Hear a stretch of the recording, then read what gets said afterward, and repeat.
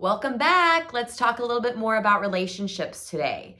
So, Brooke Castillo uses this definition for relationships, or this thought process of relationships, and I really liked it because, like I said in the last video, one of the main rules and realities of relationships is that we cannot control other people.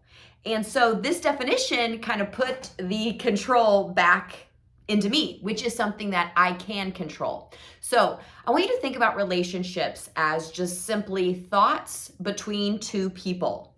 If I think mostly good thoughts about person X and person X thinks mostly good thoughts about me, then we're probably going to have a good relationship. If I think mostly loving thoughts about my husband and he thinks mostly loving thoughts about me, then we are going to maybe have probably a more loving relationship. Where your focus goes expands. If you've done any type of gratitude practice, you may have seen this in the works. So when you first start your gratitude practice and you aren't used to finding things to be thankful for and finding gratitude in all the little mundane things, then it may be a struggle at first to find some of the things. But as you do it day in and day out, and as you get more detailed every single day, as you continue your practice, you can't help but find all the things to be grateful for. They're just popping out at you and you're able to look for them and find them, and it expands, it gets easier. This is great news because the same is true for your thoughts. Wherever your thoughts go, wherever you focus your thoughts, it expands. Your brain wants to be correct. It wants to be right no matter what. So when your brain has a thought, it will find evidence to prove that thought correct. And usually it looks for evidence in the past. So here's an example of how it relates in relationships.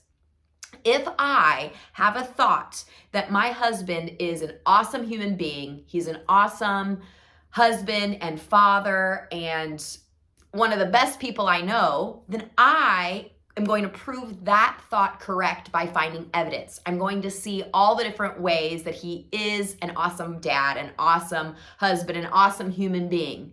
The same is true if I have the thought that he's an awful human. I'm going to find evidence for that. So this is why it is so important to manage your thoughts, to think about what you're thinking about, and to focus and refocus if needed where your thoughts go. In the last video, I talked about when we are not okay with ourselves at our core, when we forget that we are loved no matter what, and we feel like we're not enough, then we start reaching externally to try to fill that hole.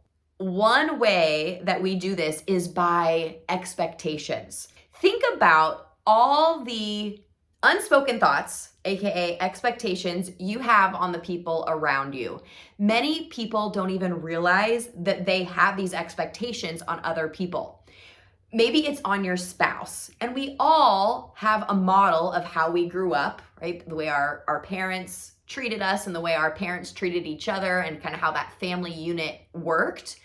We watched that growing up, and therefore we think that is reality, that is truth, that is how love happens. That is how love should be in all family units. And if we're not thinking about what we're thinking about, we throw those expectations on our spouse many times. And many times it's unspoken. He or she may not even know or realize that we have those expectations on them. It's like we have this book for how they're supposed to act, and when they're not following their instruction manual, then all of a sudden we start getting really upset. Or again, we start trying to control and manipulate their behavior or our behavior to try to get them to fit into what the manual says. And so therefore, everything will be okay and I will be loved again. I see this happen with kids sometimes. Yes, it is our job to set expectations, provide consequences, provide learning. It's our job to shape our children and create values in them and that type of thing. However, I have seen this go way beyond our job description as parents.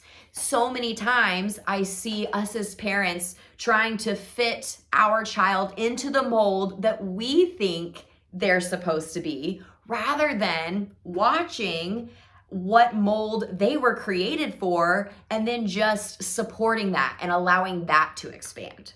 I've even seen this happen in friendships, myself included. We have these expectations on what a good friend looks like, and if another person doesn't measure up to that expectation of ours, even though it's usually unspoken, then out with them. They are no longer our friend, and we start putting distance in between them. You can see you are just setting yourself up for frustration. We all are. Because if we have these expectations of wanting something to be a certain way in the future and wanting something to look a certain way, especially if it's another human being that we can't control, and we haven't even expressed our desire in the entire interaction, then we are just setting ourselves up for failure. In one of my favorite books, it's an oldie but goodie, 7 Habits of Highly Effective People by Stephen Covey, he talks about going from dependence to independence to interdependence. And I want you to just think about for a moment, right, as we're children, we're dependent, and then we move to independence. And then sometimes I'm not sure that we get this all figured out before we try to go to interdependence, which it's not really interdependence. Many times it's codependence because we haven't quite figured out the independent stage. I believe we have to be okay with ourselves before we start really getting interdependent with other humans. Because remember, some of our other realities in relationships, interacting with other humans is going to be painful. So when, not if, when that happens, when pain happens, we need to be okay with ourselves so we don't implode on ourselves. I'm not saying it's not going to hurt. I'm not saying we can't depend on other people and we can't lean on other people. But if we were to separate ourselves from other people, we have to make sure we remember that we are whole first and foremost, and then we can always kind of help other people. Let's just bank here at the independent stage here for a moment. Remember, you are responsible for your thoughts. It is absolutely in your realm of control. It is one of those 4 truths in relationships that you do have control over. We are in control of each and every one of us. And one of those things that means we are in control of are our thoughts. You're responsible for your thoughts. And this is great news because in context of expectations that we put on other people, whether it's conscious or unconscious at this moment, I just want you to consider all those different thoughts and all those different expectations. And let's just question them for a minute. What if we questioned how we thought someone had to be? What if we allowed other people to be free of our expectations, of our instructions manual that we have on them, and we allowed them to be exactly as they are?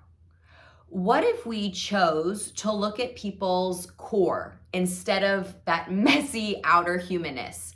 Again, I am not saying allow yourself to be hurt, allow yourself to be mistreated, allow yourself to be in poor relationships or anything like that. I'm just saying we are both and. We are fully loved and we are capable of such greatness, and we are also fully human. Like, what if we just allowed ourselves to be both and we also allowed the people around us to be both? As we are talking about taking responsibility for our thoughts about other people, I want you to consider the fine line that our thoughts and our brain sometimes tries to trick us with.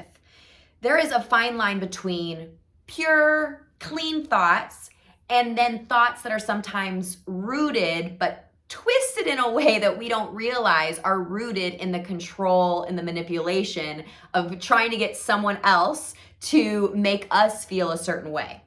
Pay special attention to thoughts that do these 2 things. Number 1, any thought that is motivated in this idea that if someone does XYZ or believes XYZ or thinks XYZ, then I will feel better, I will feel loved, and is fully dependent on something external.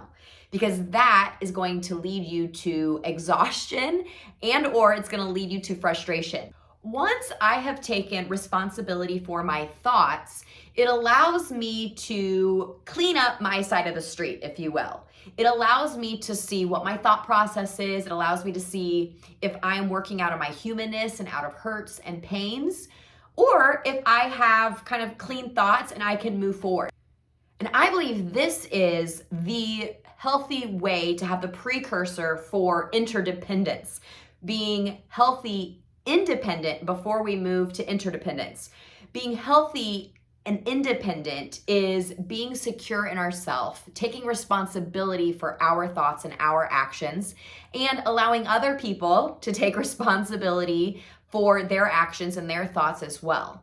When we can do that, then I think it's a healthy place to move into interdependence, where we at that point, lean on other people, allow other people to lean on us to get hurt and to be hurt. Because if you are hurt at that point, you don't implode on yourself because you understand that you get to take responsibility for you and other people get to take responsibility for them. And sometimes we step on each other's toes. This is not to say that we work linearly and perfectly from dependence to independence to interdependence. Absolutely not. We probably go up and down the spectrum, and it also may adjust from relationship to relationship.